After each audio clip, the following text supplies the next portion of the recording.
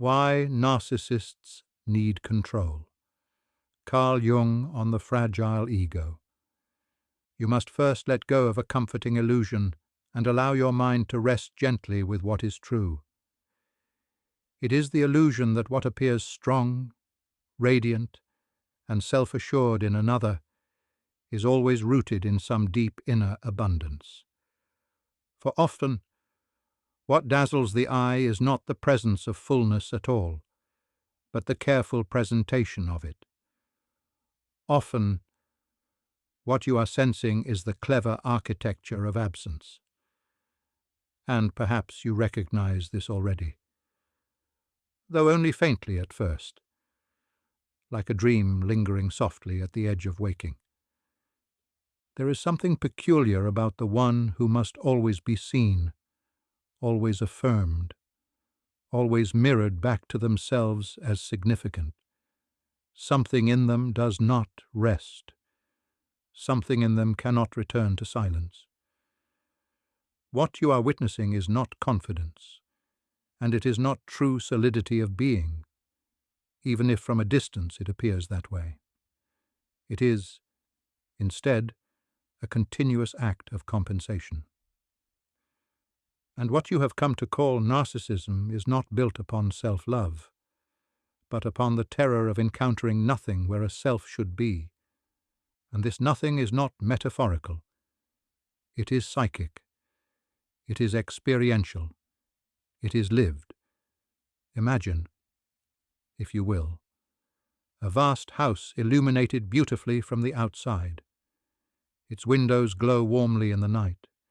Its architecture draws admiration from every passerby, and everything about it suggests life, presence, fullness. But when one finally enters, stepping beyond the carefully maintained facade, the rooms are hollow. The walls echo. There is no warmth, no furniture, no center. Only an uninhabited interior where something essential never fully took root. This is the inner condition we are speaking of. And perhaps now the deeper question begins to emerge. How does such a structure come to exist? How does a human being arrive at a state where the outer personality becomes inflated, while the inner world remains painfully unformed? To understand this, you must look not only at the behavior, but at the developmental wound that preceded it. Because the psyche does not create defenses without necessity. It does not construct illusions without reason. There is always a moment, often very early, often unseen, where the natural unfolding of the self becomes interrupted. The child, in its original state, does not question its worth. It does not ask whether it is enough. It simply exists. There is a spontaneous center, a quiet sense of being, from which experience naturally flows. But when this center is not mirrored, not recognized, not held gently within the gaze of another who truly sees it, something begins to fracture. The child learns, not consciously, but deeply, that being itself is insufficient, that to receive love, attention, affection, one must become something else, something brighter, more impressive, more desirable, and slowly the authentic self recedes into the background. In its place emerges a constructed image, a persona carefully designed to secure what once should have been given freely. This is where the split occurs. The persona grows powerful, charismatic, refined. It learns how to command admiration, how to dominate attention, how to hold the relational field in orbit around itself. But beneath it, the original self remains undeveloped, unanchored, ghost-like. And because it was never allowed to grow naturally, It cannot sustain the individual from within. So the person becomes dependent, not on genuine connection, but on reflection. Others are no longer experienced as separate beings with centers of their own, but as mirrors, sources of affirmation, instruments for stabilizing an identity that cannot stabilize itself internally. Without that reflection, the emptiness begins to rise.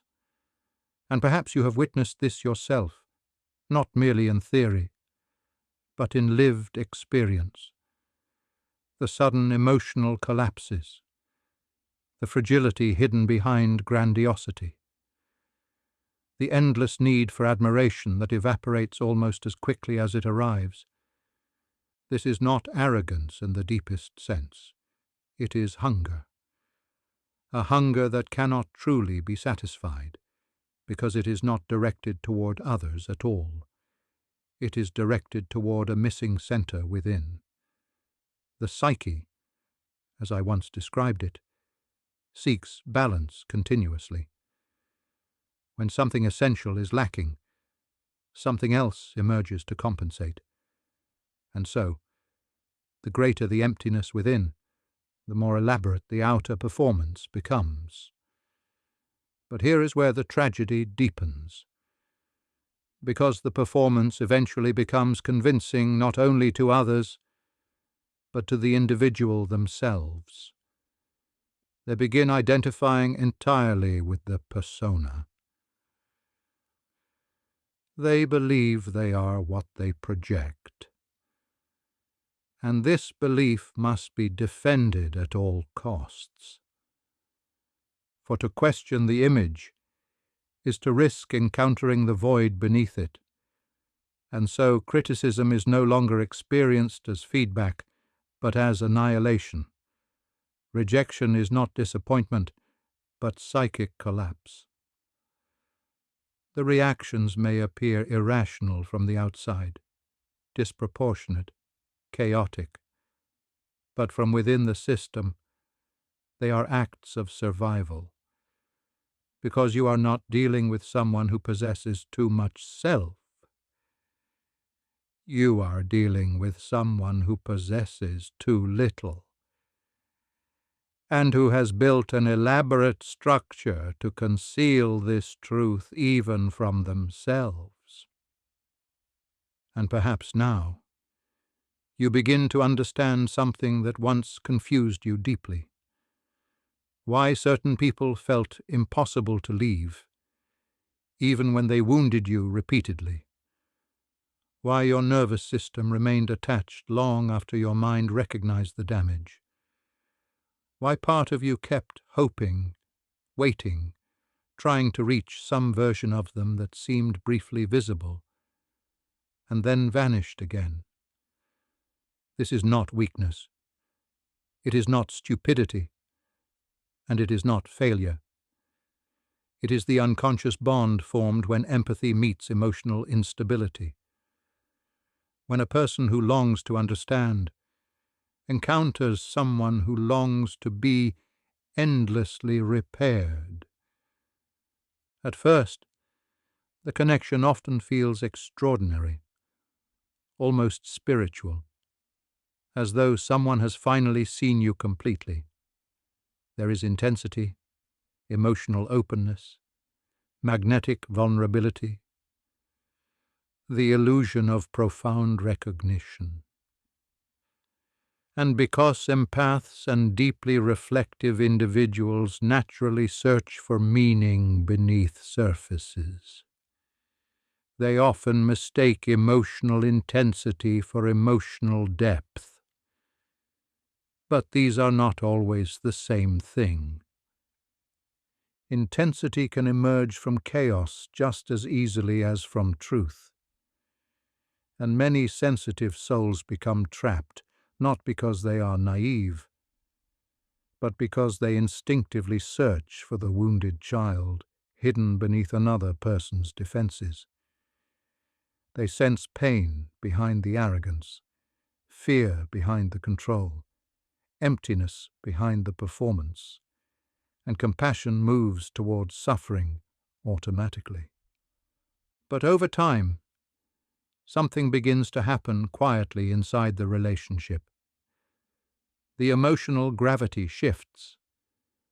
Your attention moves increasingly towards stabilizing the other person, managing their moods, avoiding their withdrawal, interpreting their silences, softening yourself to prevent conflict, and without fully noticing it, you begin abandoning your own center. The psyche adapts gradually, rarely all at once. You tell yourself you are being patient, understanding, loving, but slowly, your nervous system becomes trained to monitor emotional danger constantly. You begin scanning for subtle changes in tone, expression, energy. Hypervigilance replaces peace. And still, part of you continues hoping, because occasionally they return to warmth again. They become affectionate, open, vulnerable, present. And these moments feel so relieving, so emotionally intoxicating, that they reinforce the attachment even further. This is why these bonds become difficult to break, not because they are healthy, but because inconsistency creates psychological fixation. The mind becomes trapped searching for resolution, searching for the return of emotional safety, searching for the version of the person who appeared at the beginning. But often, that version was never fully real. It was an adaptive presentation, a reflection of what they sensed you longed for most deeply. And perhaps this realization hurts, but there is peace hidden within truth. Because once you understand the mechanism, you stop blaming yourself for being unable to fix what was never stable internally to begin with. You begin seeing that your empathy was not the problem.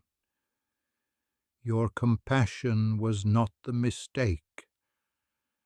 The suffering began when compassion became self-erasure, when understanding another person required abandoning understanding of yourself. And this is where many empaths lose themselves entirely. Not through dramatic collapse, but through slow emotional diffusion. One compromise at a time. One rationalization at a time. One silent disappointment at a time. You forgive what unsettles you. You minimize what exhausts you. You explain away what wounds you. And eventually, your internal standards become so weakened that confusion starts feeling normal. But the psyche cannot remain divided forever. Somewhere beneath the exhaustion, beneath the longing, beneath the constant emotional negotiation, another voice begins speaking quietly from within. A deeper intelligence, something ancient and protective. And at first, it does not scream, it whispers. This is not peace. This is not love. This is not what your soul was built to carry. And the moment you begin listening to that voice, even faintly, the process of return begins. One of the most painful realizations on the journey of awakening is discovering that some people never truly saw you at all. They only reflected back the parts of you that served their emotional needs. At first, this can feel devastating, because the connection seemed so real. The conversations felt deep. The chemistry felt undeniable. The emotional pull felt almost fated. But over time, you begin noticing something strange. The relationship revolved endlessly around their wounds, their fears, their insecurities, their emotional storms. Your role slowly became less about being loved and more about being emotionally useful. And because empathetic people naturally listen deeply, naturally hold space, naturally search beneath the surface, they often remain inside these dynamics far longer than others would. Not because they enjoy suffering, but because they keep sensing potential. Potential for healing, potential for transformation, potential for the other person to finally become emotionally available. But potential is not reality, and one of the hardest lessons the soul must learn is that you cannot build a home inside another person's unfinished self. Carl Jung understood something many people spend years trying to avoid. The psyche often projects its unlived parts onto others. We do not always fall in love with who someone truly is. Sometimes we fall in love with the meaning we unconsciously attach to them. The narcissistic or emotionally fragmented personality often becomes a mirror for longing itself, a screen onto which we project our unmet needs, our desire to be chosen, understood, emotionally safe, finally enough. And because projection feels emotionally vivid, it can create the illusion of soulmate-level intimacy. But projections eventually collapse. Reality always returns. And when it does, many empaths experience profound confusion. Because the warmth becomes inconsistent, the empathy disappears. The depth begins feeling strangely performative. Conversations become one-sided. Vulnerability becomes transactional. Affection becomes conditional. And still, part of you keeps trying harder. You explain yourself more carefully. You become more patient, more forgiving, more accommodating, hoping that if you can just communicate perfectly enough, love clearly enough, support deeply enough, the relationship will return to what it once seemed to be. But this is where the unconscious trap tightens. Because many emotionally unavailable people survive through mirroring. They study emotional language. They learn what creates attachment. They intuitively sense what others long to hear. And for a while, they can reflect back extraordinary emotional intensity. But reflection is not embodiment. A mirror can imitate warmth without generating warmth itself. And eventually, the empath begins living inside what feels like an emotional house with no foundation. Everything appears intact from the outside, yet internally, something essential is missing. Safety, consistency, mutual emotional presence. This creates one of the most exhausting psychological states imaginable, because your nervous system never fully relaxes. You are always waiting, watching, interpreting, hoping, recovering, explaining, and slowly, your energy stops flowing toward your own life. It becomes trapped inside emotional maintenance. This is why many sensitive people emerge from these relationships feeling spiritually depleted, not simply heartbroken, but disconnected from themselves. Their creativity fades, their clarity weakens, their sense of identity becomes unstable, because the psyche cannot thrive in environments where authenticity must constantly negotiate for survival. And still, there is something important to understand gently here. The purpose of this realization is not bitterness, not hatred, not superiority. It is clarity. Jung believed that individuation begins the moment illusion starts dissolving. The moment you stop worshipping projections and begin seeing reality clearly, even when it hurts. Because reality, though painful at first, is what finally allows the soul to rest. You stop chasing emotional ghosts.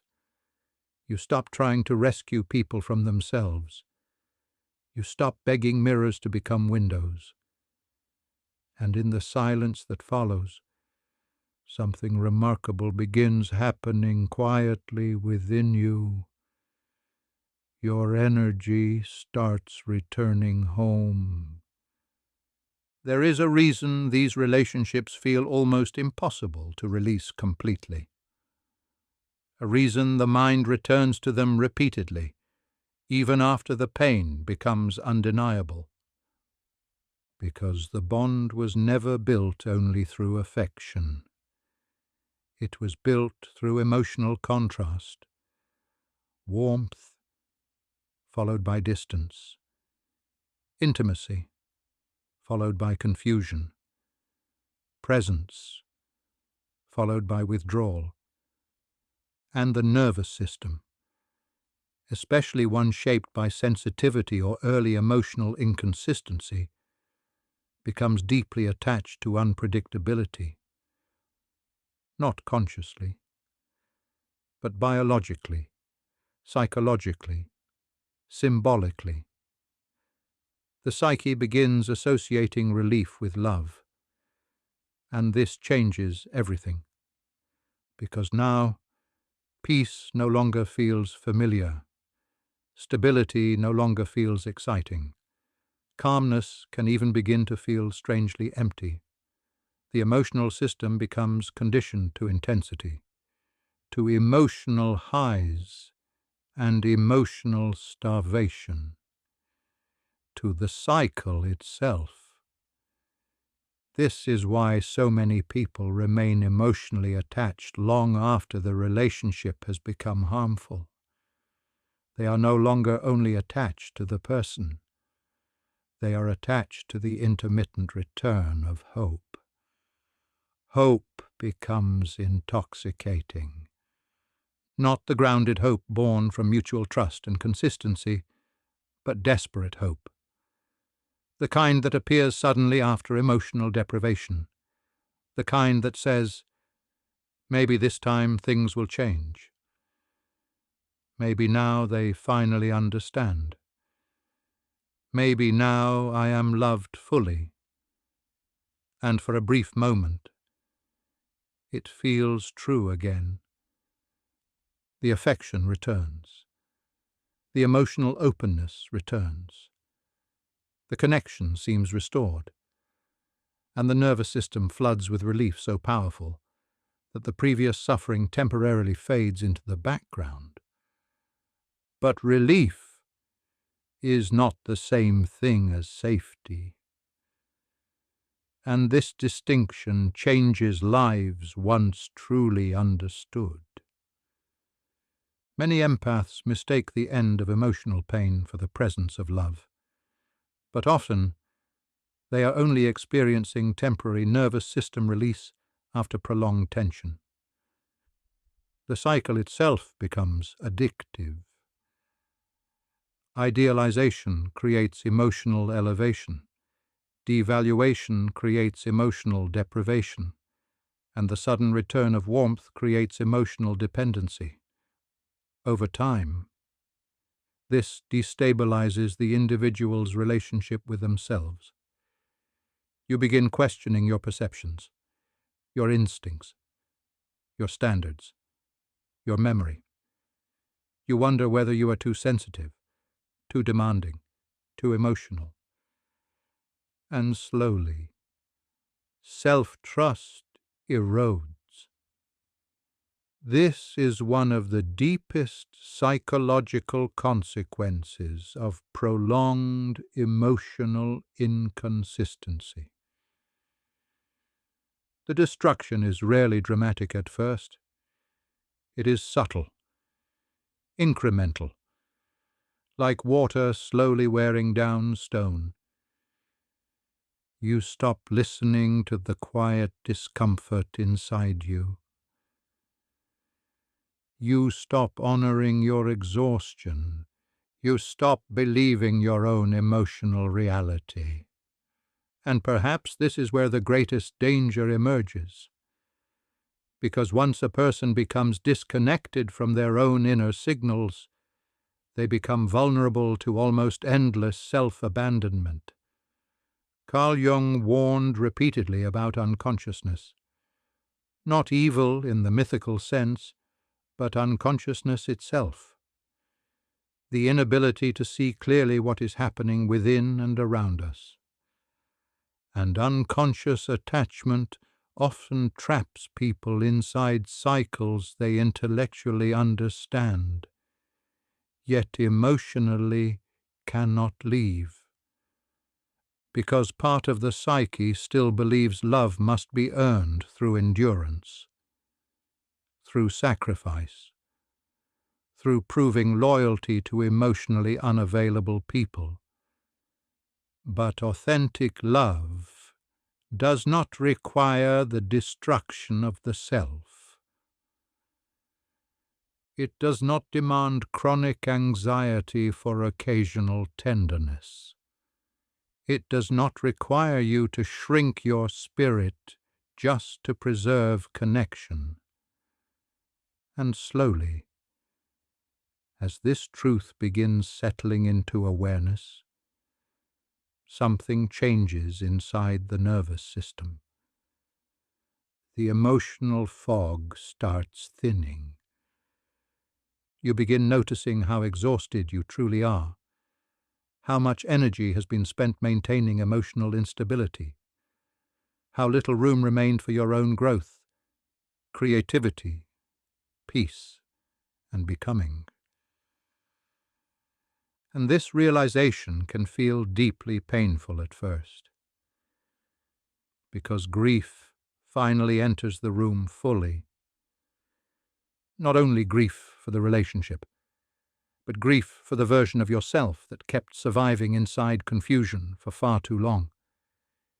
Yet grief, despite its heaviness, is often the beginning of liberation. Because grief means reality is finally being accepted. And acceptance, though quiet, possesses immense psychological power. The psyche no longer needs to keep fighting for an illusion.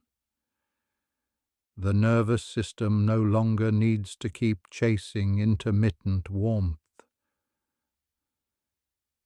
And in that space, beneath the sadness, beneath the exhaustion, beneath the silence that follows disillusionment, something deeper begins emerging slowly. Self-respect. Not performative confidence. Not anger disguised as empowerment, but calm, grounded self-respect. The kind that no longer asks to be chosen by those incapable of truly choosing anyone beyond themselves. And eventually, after enough exhaustion, enough confusion, enough nights spent trying to understand what could never fully be explained. Something inside you begins changing quietly, not dramatically at first, not like lightning, more like the slow return of feeling to a limb that has fallen asleep. Subtle, gradual, almost imperceptible in the beginning.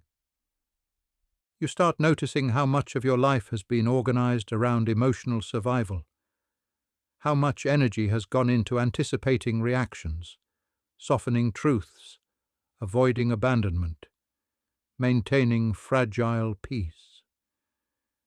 And perhaps for the first time in a very long while, you ask yourself a question that has nothing to do with saving another person. What do I need in order to feel alive again? And this question changes the direction of the psyche completely, because up until now, your attention has flowed outward endlessly, toward fixing, understanding, managing, hoping, enduring. But now, the current begins returning inward. At first, this return can feel unfamiliar, even uncomfortable, because many sensitive people were conditioned early in life to associate self-focus with selfishness. They learned to measure their worth through usefulness, through emotional availability, through sacrifice. And so when they finally begin protecting their energy, setting boundaries, withdrawing from draining dynamics, guilt often appears immediately. But guilt is not always a sign that you are doing something wrong. Sometimes, guilt is simply the nervous system reacting to unfamiliar freedom. The psyche takes time to relearn safety, especially after prolonged emotional entanglement. You may notice periods of emptiness at first, silence where chaos once lived, stillness where anxiety once occupied every corner of the mind, and strangely, this peace can initially feel disorienting, because when someone has lived inside emotional turbulence for too long, calmness itself becomes unfamiliar territory. But slowly, your inner world begins stabilizing. Your thoughts become clearer. Your body softens. Your intuition strengthens again. And most importantly, you begin hearing your own emotional reality without needing someone else to confirm it first. This is the beginning of self-trust returning.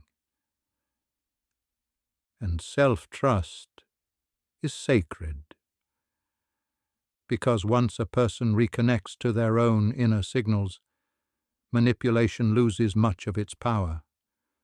Emotional confusion loses much of its grip. The soul no longer depends entirely on external validation to know what is true. Carl Jung believed that individuation requires separation from collective illusions. And one of the greatest illusions many people carry is the belief that love must be earned through suffering. But suffering does not purify love. Consciousness does. Awareness does. Presence does. Real love does not ask you to disappear slowly in order to maintain connection. It does not reward self-erasure. It does not thrive upon your emotional depletion. And perhaps now, you begin understanding why your exhaustion was never simply physical. It was existential. The soul becomes tired when forced to live too far away from itself for too long. But healing does not arrive all at once. It unfolds in very human ways, in small decisions, quiet refusals, gentle boundaries, moments where you stop explaining yourself unnecessarily, moments where you no longer chase people who repeatedly withdraw love, moments where you allow silence to remain silence, instead of rushing to repair every emotional distance immediately. And with each small act, the psyche reorganizes itself. You stop begging for emotional reciprocity from those incapable of offering it consistently. You stop mistaking longing for destiny. You stop translating anxiety into love. And perhaps most importantly, you stop abandoning yourself just to remain emotionally connected to someone else. This is where a different kind of strength begins emerging. Not performative strength, not coldness disguised as independence, but grounded inner steadiness, the kind that allows you to sit alone without collapsing into emptiness, the kind that no longer fears solitude because solitude is no longer confused with abandonment. And in that stillness, something remarkable happens quietly. You begin meeting yourself again. Not the version shaped entirely by other people's expectations. Not the version built through adaptation and emotional survival. But the deeper self beneath all of it. The self that existed before the endless need to earn worthiness. And though this return may feel slow, though grief may still appear sometimes, though loneliness may still move through you in waves, there is now something different beneath the pain. You are no longer moving away from yourself. You are finally moving home. There comes a moment in every deep psychological transformation where the individual must choose between belonging to the expectations of others or belonging to themselves. And this moment is rarely loud. It does not arrive with certainty or applause. More often, it arrives quietly, through exhaustion, through repeated disappointment, through the unbearable realization that continuing to betray yourself has become more painful than being alone. Carl Jung understood this deeply. He knew that individuation, the process of becoming who you truly are, is not a comfortable journey. It requires separation from unconscious patterns, separation from inherited identities, and sometimes separation from people who only loved the version of you that remained emotionally convenient for them. This is why solitude becomes such an important phase of transformation. Not because isolation is inherently noble, and not because human beings are meant to exist without connection, but because the soul cannot hear itself clearly while constantly surrounded by noise that demands performance. Many sensitive people fear solitude at first, not because they dislike being alone, but because stillness removes distraction, and when distraction fades, long-buried feelings begin surfacing gently from beneath the surface of consciousness. Grief, anger, loneliness, forgotten desires, unlived parts of the self waiting patiently to be acknowledged. But this is not punishment. This is reintegration.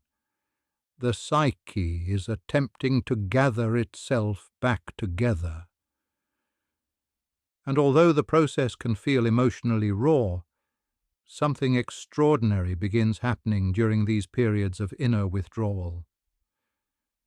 The individual slowly stops organizing life around external validation. They stop shaping their identity entirely around how they are perceived. And for perhaps the first time, they begin asking quieter, deeper questions. What actually nourishes me? What kind of life allows my nervous system to soften? Which relationships bring peace instead of confusion? What parts of myself have I abandoned simply to remain accepted?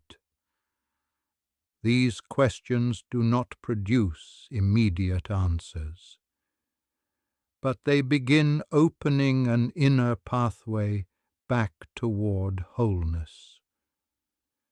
Jung often spoke about the danger of living too far away from the self. The self, not the ego, but the deeper organizing center of the psyche, the part of you that seeks integration rather than performance, truth rather than appearance, meaning rather than approval. And when a person spends too many years disconnected from this center, life begins feeling strangely unreal. Even success can feel empty. Even relationships can feel performative. Even moments of happiness seem unable to fully penetrate the deeper layers of the soul. But slowly, through awareness, reflection, grief, boundaries, and conscious solitude, the psyche begins correcting its direction, like a compass realigning itself after years of magnetic distortion. And perhaps this is the true purpose of loneliness in its highest form. Not abandonment, but reorientation. Not punishment, but return. Because there is a kind of loneliness that destroys the spirit. Yes, but there is another kind, sacred and transformative, where the noise of the world finally becomes quiet enough for the deeper self to speak. And what it says is often very simple. Slow down. Stop chasing people who cannot meet you fully. Stop proving your worth through exhaustion. Stop building your identity around surviving emotional instability. Come back to yourself. At first, this return can feel almost empty. The dramatic highs disappear. The emotional chaos fades. The nervous system no longer lives inside constant anticipation. And because intensity has been confused with aliveness for so long, peace may initially feel unfamiliar. But gradually, something steadier emerges beneath the silence. A calmer kind of vitality. One no longer dependent on emotional turbulence to feel real. You begin enjoying small things again. Quiet mornings, slow conversations, solitude without fear, creativity without pressure, rest without guilt. And these moments, though externally ordinary, are psychologically profound, because they signal that the soul is no longer surviving merely through reaction. It is beginning to live from its own center again. This is individuation, not becoming perfect, not becoming superior, but becoming inwardly aligned. And perhaps now, after everything you have carried, everything you have endured, everything you have slowly awakened from, you are beginning to understand something that once seemed impossible. Peace was never going to arrive through controlling everyone around you. It was always going to arrive through finally returning to yourself. One of the hardest truths a person can face is realizing that some people cannot give what they themselves have never fully found within. And no matter how patient you are, how loving, how emotionally available, you cannot draw water forever from a well that has already run dry. At first, this realization feels heartbreaking, because the empathic soul naturally believes that enough love can heal almost anything. Enough understanding, enough compassion, enough loyalty. And perhaps sometimes love truly does help another person awaken more deeply to themselves. But healing cannot happen through one-sided emotional labor alone. A person must eventually become willing to confront their own inner emptiness consciously. And many never do. Not because they are evil, not because they are monsters, but because facing the void beneath the persona can feel psychologically unbearable. It means confronting grief, shame, fear, dependency, and the terrifying possibility that the identity they built their life around may not be stable at all. So instead, the psyche protects itself through avoidance, through performance, through control, through endless external seeking. And this is why some people move endlessly from relationship to relationship, admiration to admiration, validation to validation, while never truly becoming emotionally nourished. The hunger itself remains untouched. Carl Jung understood that unconscious hunger behaves differently from conscious need. Conscious needs can be acknowledged, communicated, integrated, but unconscious hunger becomes compulsive. It cannot rest because it does not know what it is actually searching for. And perhaps you have experienced this dynamic yourself, trying endlessly to satisfy someone who could never remain satisfied for long, feeling moments of closeness only for distance to return almost immediately afterward, watching affection evaporate the moment reassurance was received, because when emotional emptiness is unconscious, external love becomes temporary sedation rather than transformation. And the empath tragically mistakes this temporary relief for progress. They believe the relationship is finally healing, finally stabilizing, finally becoming real. But the underlying structure remains unchanged, and slowly, the emotionally aware person begins starving too. This is what prolonged emotional overgiving does to the soul. It creates depletion not only physically, but spiritually. The psyche becomes exhausted from constantly pouring energy outward while receiving inconsistency in return. At some point, the inner self begins asking a painful but necessary question.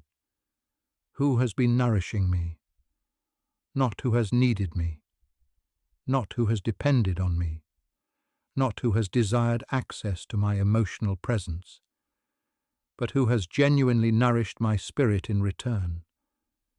And for many people there is a long silence after this question, But silence can be sacred when it reveals truth, because this is often the moment where the cycle finally begins breaking. Not through dramatic confrontation, not through revenge, not through forcing the other person to understand what they did, but through emotional clarity. You begin recognizing that your exhaustion was information, your anxiety was information, your constant emotional confusion was information. The body was speaking long before the conscious mind fully understood. And perhaps now, you begin listening differently. You notice how certain people leave your nervous system feeling contracted, depleted, emotionally scattered, while others allow you to breathe more deeply, think more clearly, and feel more like yourself. This awareness changes the way you move through relationships forever. You stop romanticizing emotional inconsistency. You stop confusing unpredictability with depth. You stop trying to earn love from those incapable of sustaining it consciously. And slowly, almost gently, the need to chase begins dissolving. Not because you no longer desire connection. Human beings will always long for closeness, understanding, intimacy, belonging. But now the longing becomes grounded rather than desperate. You no longer seek relationships to rescue you from yourself. You no longer abandon your center in exchange for temporary emotional intensity. You no longer beg dry wells to become oceans. And there is grief in this awakening. Yes, but there is freedom too. A profound, almost spiritual freedom. Because once you stop chasing what continually wounds you, energy begins returning to your own life naturally. Creativity returns. Presence returns. Curiosity returns. The future begins opening again instead of feeling emotionally trapped inside endless repetition. And perhaps this is the quiet miracle Jung hoped people would eventually discover within themselves. That healing is not becoming emotionless. It is becoming conscious. Conscious enough to recognize what nourishes life and what slowly drains it away. Conscious enough to stop betraying yourself for the illusion of love. Conscious enough to understand that the deepest form of self-worth is not demanding everyone choose you, but finally choosing yourself fully, calmly, and without apology. There comes a point in healing, quiet and almost invisible at first, where you stop asking whether other people finally understand your worth. The question simply begins dissolving on its own. Not because you become cold, not because you stop caring, but because something far deeper starts stabilizing within you. A grounded sense of self that no longer depends entirely upon external reflection to feel real. And this changes the texture of life in ways difficult to explain until they are experienced directly. The nervous system softens. Conversations become lighter. Silence stops feeling threatening. You no longer feel compelled to explain yourself endlessly just to preserve connection. You stop rehearsing conversations in your mind late at night. You stop chasing emotional closure from people incapable of offering it consciously. And slowly, life begins feeling less like survival and more like presence, Carl Jung believed that much of human suffering comes from separation from the self. Not merely the social self, not the persona, but the deeper center of psychic truth within the individual. And when people remain disconnected from this center for too long, they begin searching for themselves unconsciously through others, through romance, approval, admiration, status, emotional intensity. They seek externally what can only truly stabilize internally. But eventually, after enough heartbreak, enough longing, enough repetition, the psyche begins turning inward again. And though this inward movement may initially feel lonely, it contains the beginning of real peace, because for the first time, the energy that was constantly flowing outward through anxiety, attachment, fear of abandonment, and emotional overextension starts returning home. And perhaps this is the deeper meaning of healing: not becoming invulnerable, not transcending human emotion, but becoming capable of remaining connected to yourself even while experiencing emotion fully. You still feel longing, you still feel sadness, you still feel love, but these feelings no longer erase your center. They move through you without completely possessing you. This is emotional maturity in its truest form. Not the absence of feeling, but the ability to remain conscious within feeling. The ability to sit beside your own loneliness without immediately abandoning yourself to escape it. The ability to feel desire without becoming consumed by it. The ability to experience rejection without concluding you are worthless. And perhaps now, you begin understanding why so many spiritually exhausted people eventually withdraw from noise, drama, and emotionally chaotic environments. It is not superiority, it is nervous system wisdom. The soul eventually grows tired of surviving inside confusion. It begins craving what is real, what is steady, what allows life energy to flow naturally rather than constantly leak away through emotional instability. You begin choosing people differently, not based only on chemistry, intensity, or fascination, but based on how your inner world feels in their presence. Whether your body relaxes, whether your thoughts become clearer, whether your spirit feels more alive instead of more depleted. And this changes everything. Because once peace becomes emotionally recognizable, chaos loses much of its seductive power. At first, this calmer life may seem almost unfamiliar. There are fewer dramatic highs, fewer emotional crashes, fewer obsessive thoughts. And because many people have unconsciously equated suffering with love for so long, peace can initially feel strangely empty, but gradually, the nervous system recalibrates. The soul remembers its natural rhythm again, and what once felt boring begins feeling safe, spacious, restful, real. And in this quieter state, something beautiful starts emerging naturally.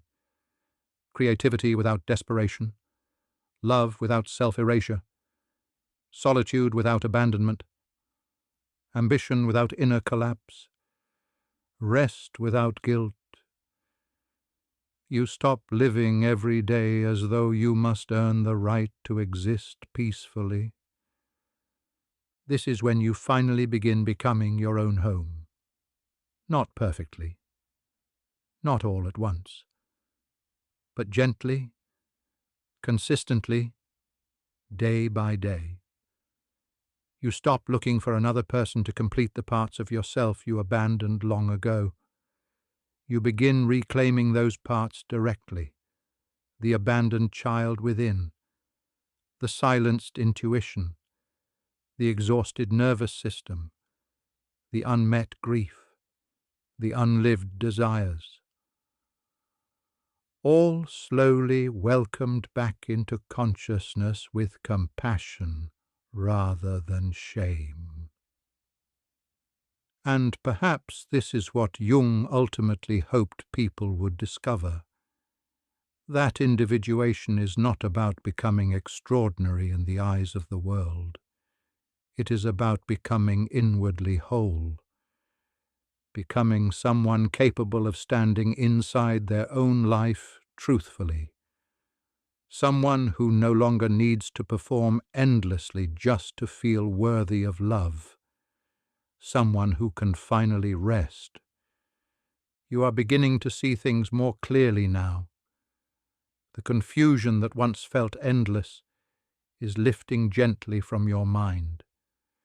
You no longer need to chase people who cannot meet you with the love you deserve. You no longer need to explain your worth to those who cannot recognize it. Your energy is returning to you now, piece by piece, breath by breath. And perhaps for the first time in a long while, you are beginning to understand that peace is not something you must earn through suffering. It is something your nervous system has needed all along. Every moment you stop abandoning yourself, the psyche begins healing quietly beneath awareness. Every moment you choose clarity over confusion, your inner world becomes steadier. You are allowed to stop carrying relationships that only survive through your exhaustion. You are allowed to stop translating inconsistency into love. You are allowed to walk away from what continually leaves your spirit depleted. This is not selfishness. It is self-respect awakening slowly within you. And as the mind softens tonight, let yourself release the need to solve everything immediately. Healing does not happen through force. Clarity does not arrive through panic. The deepest transformations often happen slowly, quietly, while the conscious mind finally learns to rest. Your body has been carrying tension for too long. Your heart has been carrying unanswered questions for too long. Your nervous system has remained alert for too long. But tonight, even briefly, you can let some of that weight go. You are not responsible for fixing every wounded person you encounter. You are not responsible for sacrificing your inner peace to maintain unstable connections. You are not failing because certain people could not meet you emotionally. Some people are simply unable to love consistently until they confront themselves honestly. And that journey belongs to them, not to you. The mind can soften now. The body can soften now. You are allowed to choose peace. You are allowed to choose yourself. You are allowed to rest. Let your breathing slow naturally now. There is nowhere else you need to be tonight. Nothing urgent demanding your energy. Nothing pressing that cannot wait until morning.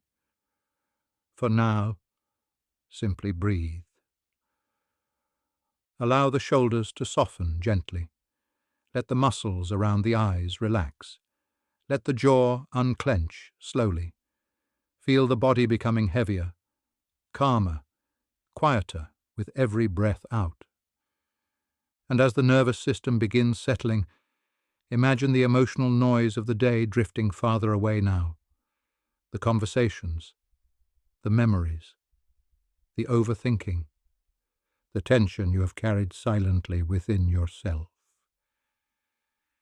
Let it all move softly into the distance.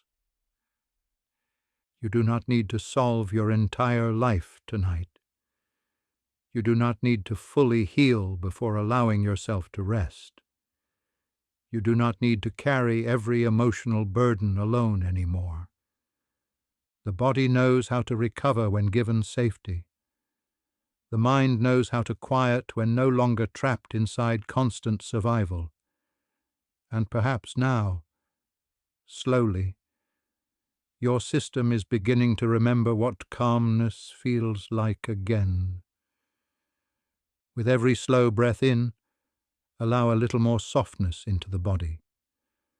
With every slow breath out, release something you no longer need to carry. The pressure, the tension, the emotional vigilance, the fear of disappointing everyone around you. You are safe enough to rest right now. Safe enough to loosen your grip slightly. Safe enough to become still. Imagine the mind becoming quieter like water settling after a storm. The thoughts are slowing now. The body is slowing now. The night around you is growing softer and calmer. Nothing needs to happen immediately. Nothing needs to be forced. Your only task tonight is rest. You are not too sensitive. You are not too emotional. You are not difficult to love. You simply carried too much for too long without enough support in return. And perhaps tonight, your mind can finally begin releasing the belief that your worth depends upon how much suffering you can endure for others, because your value was never created through sacrifice. Your value already existed long before the world taught you to question it. You do not need to abandon yourself to keep connection alive. You do not need to prove loyalty through exhaustion. You do not need to become endlessly understanding while your own emotional needs remain ignored. Real love does not require self-erasure. Real love does not leave your nervous system constantly afraid. Real love does not punish you for having needs, boundaries, emotions, or limits. And slowly now, let these truths settle deeper into the quieter parts of your mind. You are allowed to have boundaries. You are allowed to protect your peace. You are allowed to leave situations that continually wound your spirit. You are allowed to rest without guilt. You are allowed to exist without constantly proving your worth. You are allowed to become your own home. And every day that you reconnect with yourself honestly, the psyche grows stronger, steadier, more integrated, not through performance, but through alignment. The right people will not require you to betray yourself in order to be loved. The right connections will not force your nervous system into constant survival mode. The right relationships will allow you to breathe more deeply, think more clearly, and remain connected to who you truly are. And perhaps tonight, even softly, even imperfectly, you are beginning to believe this again. And if you are listening to this now, perhaps exhausted from carrying too much for too long, perhaps slowly awakening from patterns that once felt impossible to escape, then let this thought settle softly into your mind tonight.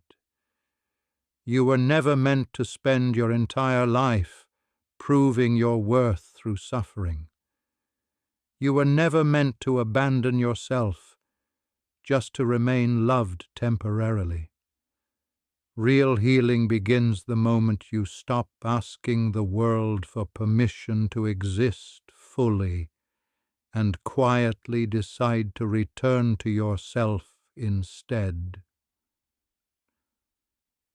And now, as your mind begins slowing naturally, there is nothing more you need to solve tonight. Nothing more you need to force into clarity. You do not need to untangle every memory, analyze every relationship, or fully understand every wound before allowing yourself to rest. The psyche heals in layers, slowly, gently, often beneath the level of conscious effort. So for this moment, simply allow yourself to loosen your grip on the day. Allow the mind to soften. Allow the nervous system to feel the possibility of safety again. Not perfect safety, not a life without uncertainty, but enough safety to rest here now, breathing quietly, existing without needing to prove anything further. Perhaps for much of your life, you have carried invisible weight, expectations, emotional responsibility, the pressure to remain strong, understanding, useful, emotionally available. And over time, perhaps you forgot what it felt like to simply exist without carrying everyone else too. But tonight, even briefly, you can set some of that weight down. You do not need to earn rest. You do not need to justify your exhaustion. You do not need to become perfect before allowing yourself peace.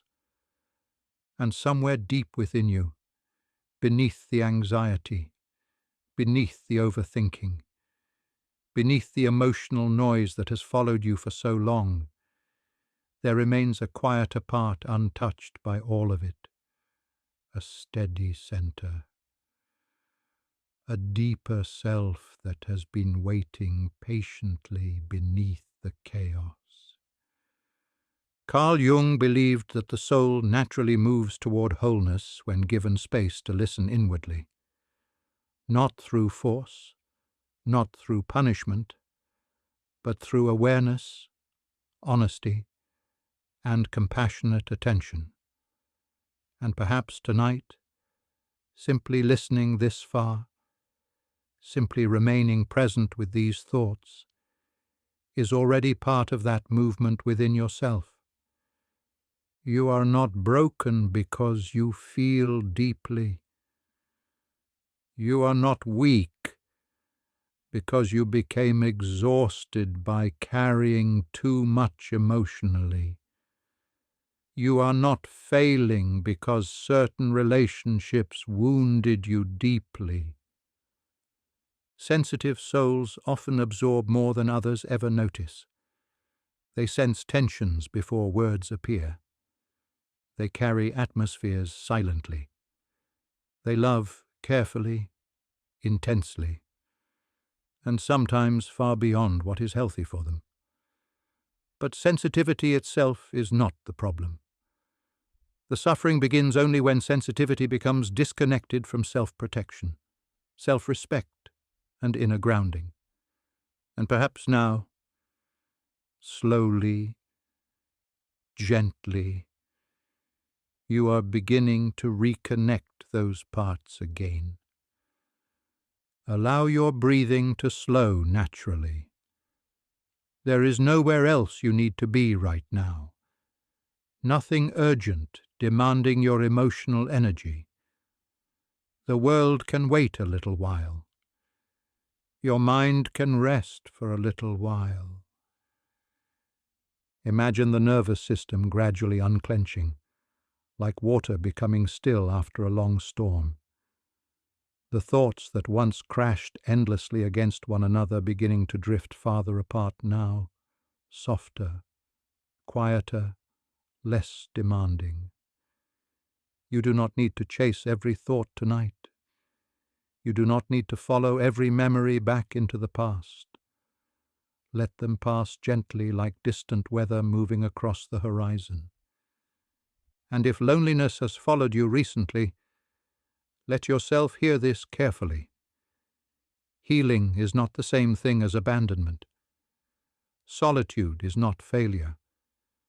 Sometimes the soul withdraws not to punish you, but to help you hear your own inner voice again beneath the noise of the world. There is wisdom growing quietly within your exhaustion. There is clarity forming beneath your grief. There is peace slowly returning beneath your awareness even now. And perhaps tonight, for the first time in a long while, you no longer need to fight yourself quite so hard. You no longer need to chase unavailable love.